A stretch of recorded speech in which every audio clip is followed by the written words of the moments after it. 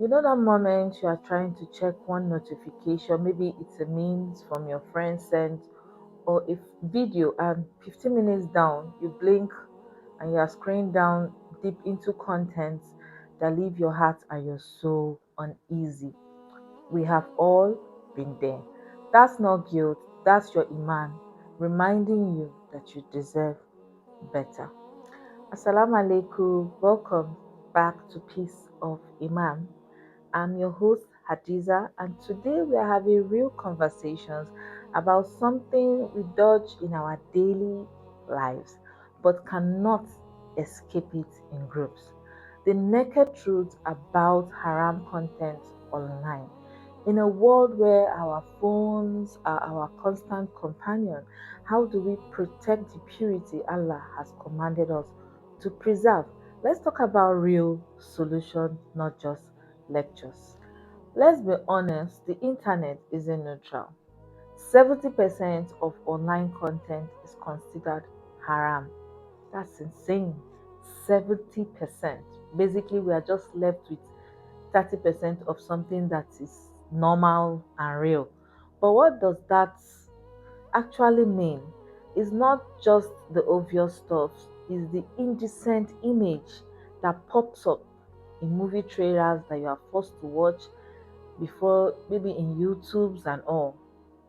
It is the fitness influencer whose content crosses every line of modesty. Allah gave us a clear guidance in Quran chapter 24, 30 to 31.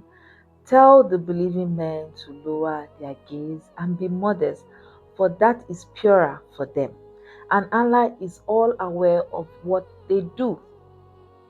Notice how Allah does not say lower your gaze only in the mosque only, or when you are around family, He says lower your gaze, period.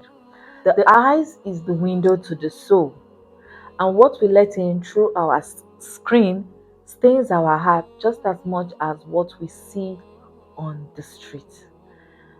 Our beloved Prophet, peace be unto him, warned us in one of his sayings. He said, the adultery of the eyes is the lustful look. That's where it begins from. You notice in a period where you are watching Islamic content and you see yourself feeling very spiritual, and then all of a sudden you are watching celebrities and you just want to become a celebrity. You want to look like them, you want to act like them, you want to speak like them, because these are the things that you've put into your heart, and then it has a way of reflecting back in your personality and in your soul. That's to say that screw, that second glance, that accidental click is not innocent, it's a slow link draining your spiritual tank. Do you ever wonder why you feel too lazy to pray Isha, but you can watch reel for hours without getting tired? That's not a coincidence, that's the effect of the sin on your spiritual energy. So, what do we actually do to help ourselves?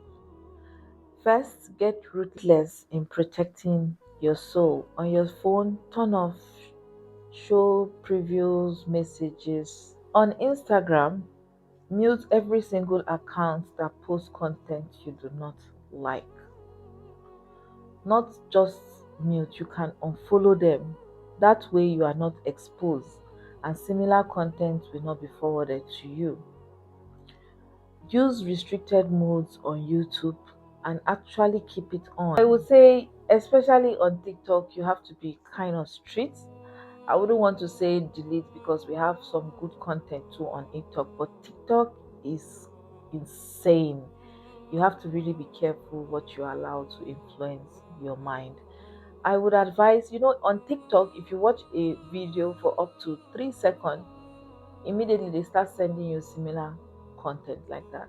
So before the devil get hold of your heart, the moment you see a content that does not help you grow in any way spiritual, just scroll past it so that it stops sending you similar messages. And when you watch content that is positive, that help your spiritual journey grow, you see that they start recommending similar content like that for you. You know, Another solution is about modesty. Modesty isn't just clothing, because the moment modesty is said, people imagine your appearance and all. No, it's part of it, but that's not just it. Modesty is conversation, unnecessary conversation online.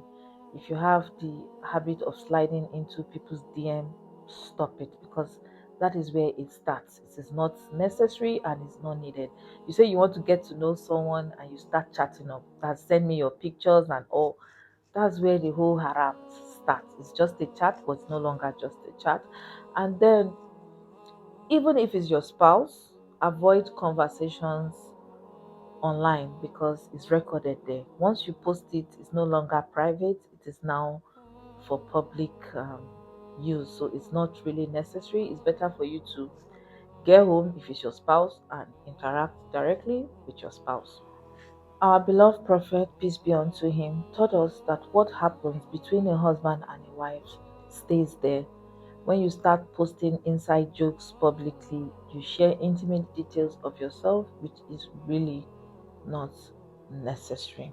So the real tools of this effect only works if your heart is already in it.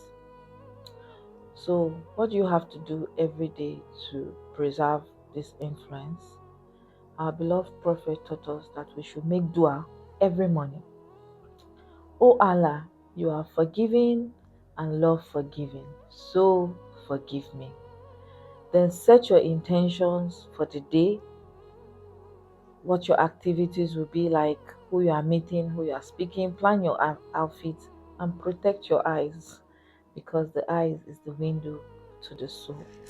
And you speak to yourself every morning. Today, my eyes is for only halal content. I am not going to allow Shaitan influence me with his posts on social media, because honestly, in a day, give or take, out of 24 hours, you are on your phone at least 12 hours in between. It's so addictive. Like, we can't even just, if your phone is missing for like 30 minutes, it's like something is going wrong, because it's very addictive. And social media is really, really addictive. So you have to like tell yourself, you have to remind yourself daily that today I am not going to allow anything that influence me negatively or spoil my spiritual journey. So, what do you do when you sleep, and which you will as a human being? Don't let the devil, Shaitan, trick you into a shameful guilt feeling, like there's no way out or and all. Yes, you've messed up, yes, but you can always correct yourself and keep going.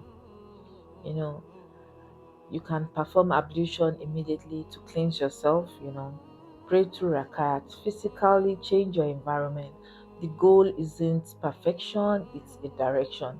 And every single step you do in your spiritual journey adds up. Nobody is perfect, but we can always try to be better. So if you make a mistake, do not drown in guilt and sadness. Just pick yourself up, perform your ablution, do 2 rakat prayer, and continue your journey. After a while, even the devil will get tired of you and leave you alone. If this video helps you, share with one person you care about, and tell us in the comment section what app or habit are you deleting today. And do not forget to subscribe, and may Allah make our online and offline life pleasing to Him.